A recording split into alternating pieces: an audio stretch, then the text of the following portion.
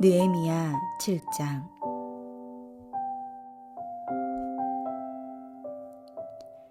성벽이 건축됨에 문짝을 달고 문지기와 노래하는 자들과 레위 사람들을 세운 후에 내 아우 하나니와 영문의 관원 하냐냐가 함께 예루살렘을 다스리게 하였는데, 하냐냐는 충성스러운 사람이요 하나님을 경외함이 무리 중에서 뛰어난 자라.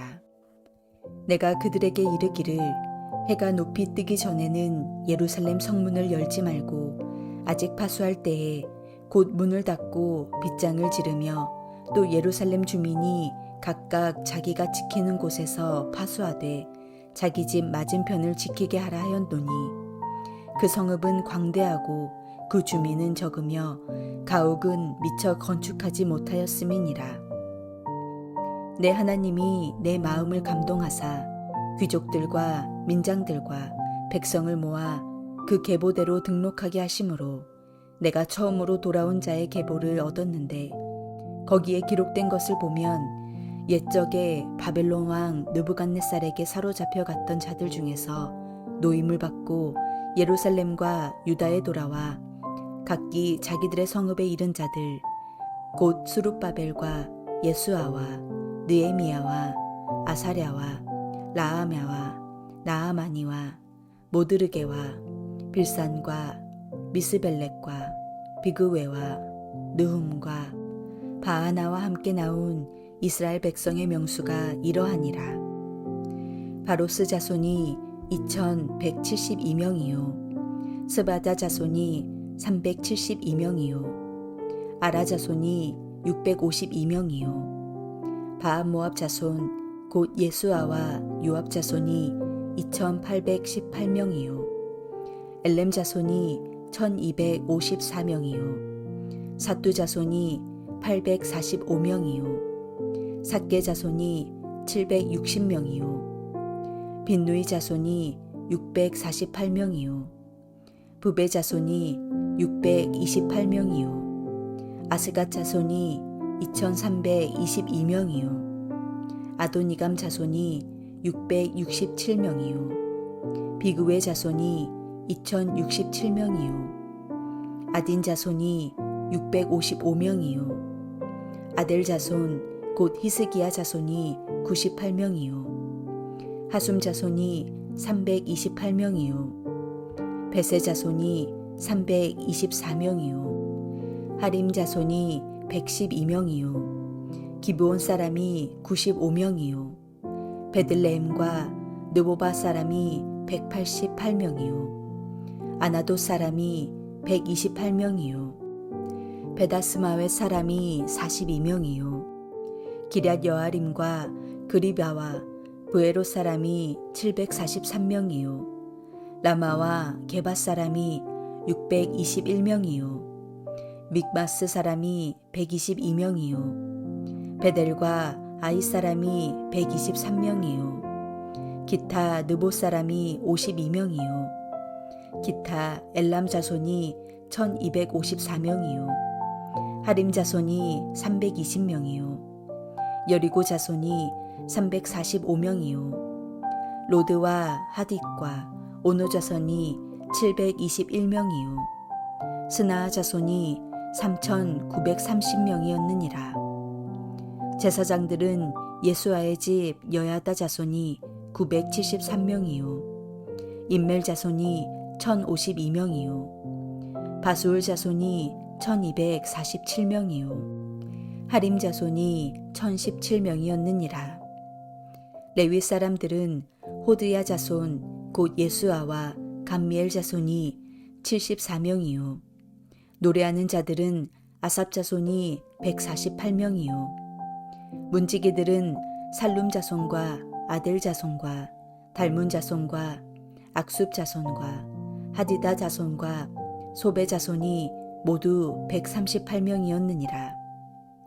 느디님 사람들은 시아 자손과 하수바 자손과 답바오 자손과 게로스 자손과 시아 자손과 바돈 자손과 르바나 자손과 하가바 자손과 살메 자손과 하난 자손과 깃델 자손과 가을 자손과 르아야 자손과 르신 자손과 느고야 자손과 갓삼 자손과 우사 자손과 바세아 자손과 베세 자손과 무으님 자손과 느비시슴 자손과 박북 자손과 하그바 자손과 하룰 자손과 바슬리 자손과 무이다 자손과 하르사 자손과 바르고스 자손과 시스라 자손과 데마 자손과 느시아 자손과 하디바 자손이었느니라.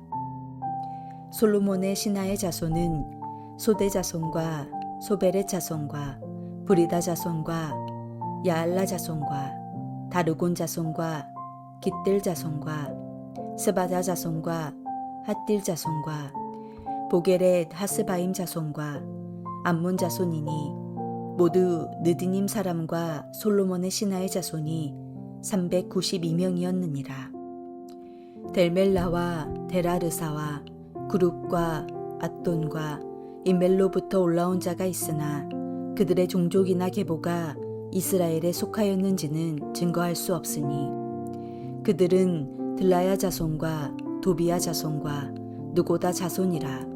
모두가 642명이요. 제사장 중에는 호바야 자손과 하코스 자손과 바르실레 자손이니 바르실레는 길르앗 사람 바르실레의 딸 중에 하나로 아내를 삼고 바르실레의 이름으로 불린 자라.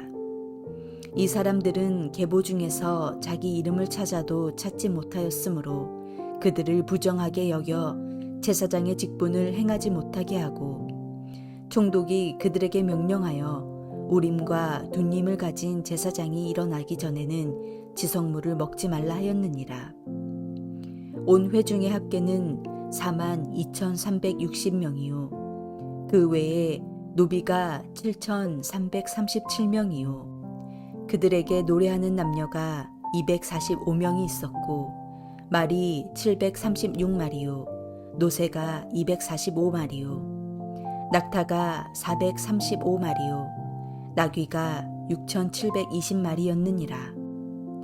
어떤 족장들은 역사를 위하여 보조하였고 총독은 금천 드라크마와 대접 50과 제사장의 의복 530벌을 보물 곳간에 드렸고 또 어떤 족장들은 금 2만 드라크마와 은 2,200마네를 역사 곳간에 드렸고 그 나머지 백성은 금 2만 드라크마와 은 2,000마네와 제사장의 의복 67벌을 드렸느니라.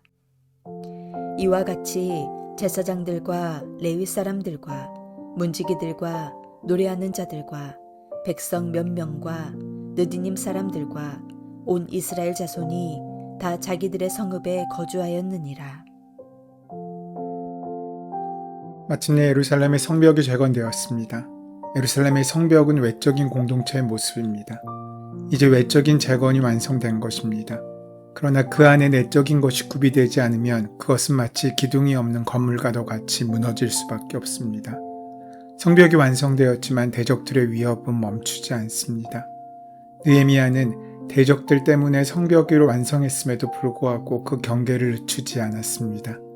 자신의 지혜와 능력을 모두 동원해서 완공된 성읍에서 이스라엘 사람들이 하나님의 백성으로 온전히 회복될 수 있도록 노력합니다. 오늘 본문은 3단계의 과정을 통하여 느헤미야가 백성들을 회복시키는 과정들을 우리에게 보여주고 있습니다. 첫 번째로 사람을 세우는 일이었습니다.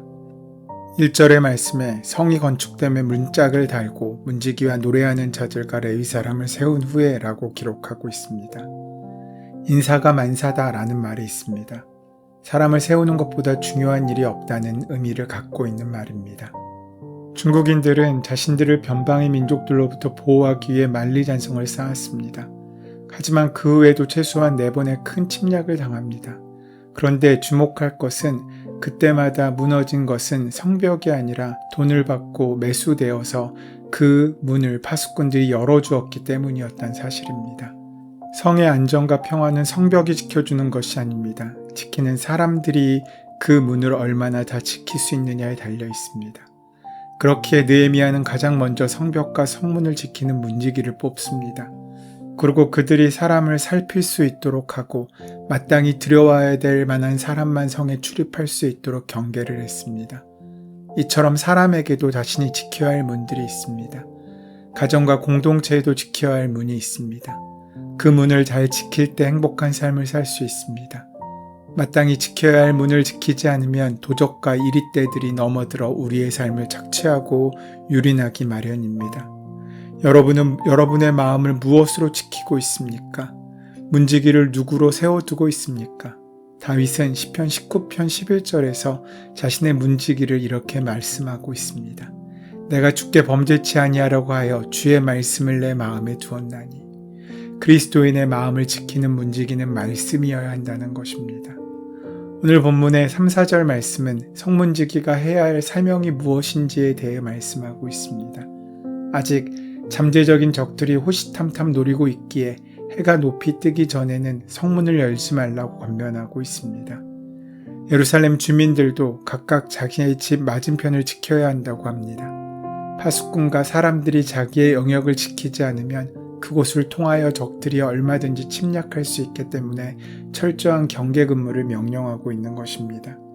이것은 영적으로 기도의 파수꾼을 상징합니다. 가정과 신앙의 공동체가 건강하게 지켜지려면 성벽 위에 세워진 영적인 파수꾼들 뿐만 아니라 자기의 일상의 삶의 자리를 기도로 바꾸어지는 기도의 파수꾼까지 귀하게 그 자리를 지킬 수 있어야 합니다. 그렇지 않으면 언제든지 세상적인 가치관이 영적인 적들이 침투하여 우리의 삶의 영역을 파괴할 수밖에 없습니다. 하나님께서 주신 문화와 축복들이 파괴하고 하나님의 자녀다운 삶을 살지 못하게 하는 죄된 습관과 문화와 윤리들이 들어와 인생을, 가정을 무너뜨리는 것입니다. 그러기에 주님께서도 너희는 스스로 조심하라. 그렇지 않으면 방탕함과 술취함과 생활의 염려로 너희 마음이 둔하여지고 뜻밖의 그날의 덕과 같이 너희 마음에 임하리라. 이러므로 너희는 장차 올 이 모든 일을 능히 피하고 인자 앞에 서도록 항상 기도하며 깨어있으라 라고 말씀하셨습니다. 깨어서 기도할 때 우리는 마귀의 시험과 침략 가운데 이기고 지킬 수 있습니다. 생활의 염려와 근심에서 보호되게 되는 것입니다. 사랑하는 여러분, 가정 공동체를 위하여, 교회 공동체를 위하여, 또 이 나라와 이 민족을 위하여 기도로 깨어있는 파수꾼과 중보 기도자의 사명은 남들의 것이 아닌 지금 나에게 주어진 사명임을 기억할 수 있어야 합니다. 기도의 파수꾼이 있으면 사는 것이고 없으면 죽고 빼앗기는 것입니다. 누가 공동체의 기둥입니까? 기도에 깨어있는 사람입니다. 여러분의 가정과 직장을 위해 교회와 민족과 공동체를 향해 기도로 깨어있는 그 한 사람이 되기를 축원합니다. 문지기를 세운 느헤미야는 그 다음 노래하는 자들과 레위인을 세웠습니다. 이것은 성벽의 완성뿐만 아니라 하나님을 향한 진정한 예배가 그 성읍 가운데서 회복되기를 바라는 그 열망의 표현이었습니다. 느헤미야는 예배의 능력을 아는 사람이었습니다. 예배 없는 삶은 모든 것을 잃어버린 삶이나 마찬가지입니다. 우리는 예배 가운데 하나님을 만날 때만이 진정한 삶을 누릴 수 있습니다. 믿음의 선배들은 인간의 가장 첫 번째 목적은 하나님을 경외하고 그를 영원토록 즐거워하는 것이라고 말하고 있습니다. 하나님께서 이스라엘 백성을 애굽에서 구원하셔서 40년 동안 광야에서 가르치신 것도 바로 예배입니다. 십계명의 초점도 바로 예배에 맞춰져 있습니다. 이스라엘 백성이 거하는 진영의 구조도 하나님 중심, 예배 중심입니다. 각 지파의 진영 가운데 하나님의 지성소와 법궤가 있는 성막을 세웠습니다. 이것은 그리스도인은 모든 삶이 예배가 중심이 되어야 함을 강조하고 있습니다. 하나님께서는 물리적인 장막 배치를 통해서 영적인 원리를 가르쳐주고 있으신 것입니다. 하나님께서 이 시대의 진정으로 예배하는 사람을 찾으십니다. 하나님의 임재가 없는 삶의 성은 사람의 힘으로 지켜야 됩니다. 그러나 하나님을 신령과 진정으로 예배하며 하나님의 임재가 있는 성은 하나님께서 지켜주시는 것입니다. 그러하기에 우리의 모든 삶은 예배하는 삶이어야 합니다. 그래야 하나님의 축복과 능력이 우리에게 온전히 임할 수 있습니다. 또한 느헤미야는 예배가 중요한 것처럼 현실적으로 성읍을 잘 다스리는 것도 중요하다는 사실을 간과하지 않습니다. 2절 말씀을 보면 느헤미야는 동생 하나니와 영문의 관원 하나냐로 예루살렘을 다스리게 합니다. 어떤 사람은 이 구절을 보면서 친인척을 가장 가까운 사랑을 세웠다고 생각할지 모릅니다. 그러나 왜 하나니를 행정 책임자로 세우는지 살펴보면 이해할 수 있습니다. 하나니는 이전에 예루살렘의 형편을 느헤미야에게 알리기 위해 바벨론까지 어려운 여행을 감수했던 사람입니다. 그리고 왕궁에서 안정된 삶을 살고 있던 느헤미야로 하여금 도전을 주어 예루살렘까지 오게 한 사람이라는 것입니다. 이것을 보면 그는 개인의 출세보다 하나님 백성의 고통을 더 생각하고 하나님의 비전에 헌신한 사람인 것이 분명합니다. 하나님 나라의 목적과 비전을 위해 충성스러운 사람이기 때문에 세운 것입니다. 하나냐에 대해 설명하면서 그 위인이 충성되어 하나님을 경외함이 무리에서 뛰어난 자라라고 하고 있습니다. 성품이 신실하고 사람을 두려워하지 않고 하나님을 경외하는 신앙이 반듯한 사람이었던 것입니다. 이런 충성스러운 사람들이었기에 공동체에 세운 것을 우리는 보게 되는 것입니다. 사랑하는 여러분, 문제가 있을 때 우리를 지켜주는 것은 성벽의 높이가 아니라 하나님의 함께하심입니다. 그 하나님이 우리와 함께하심을 기억하시고 믿고 선포하실 때 오늘 하루도 복된 하루로 우리에게 만나게 하실 줄 믿습니다. 그 은혜를 누리시는 저와 여러분 되시기를 소원하고 축원합니다. 은혜의 주님, 주님께서 값진 보혈로 사신 교회를 위하여 기도하는 자가 되기를 원합니다. 작은 일에 충성하는 자가 되기를 원하고 손님이 아닌 가족이 되기 원합니다. 우리를 이끄시고 함께 하셔서 우리의 삶의 자리를 통하여 하나님의 크신 은혜의 지경을 넓혀 주시옵소서. 주께서 은혜로 함께 하실 줄 믿사오며 감사하며 예수님의 이름으로 기도드립니다. 아멘. 이제 오늘 본문에 허락하신 말씀이 나에게 주시는 말씀으로 만나지기 위하여 함께 본문의 말씀을 깊이 묵상하시고 기도하시는 시간 가지도록 하겠습니다. 함께 기도합니다.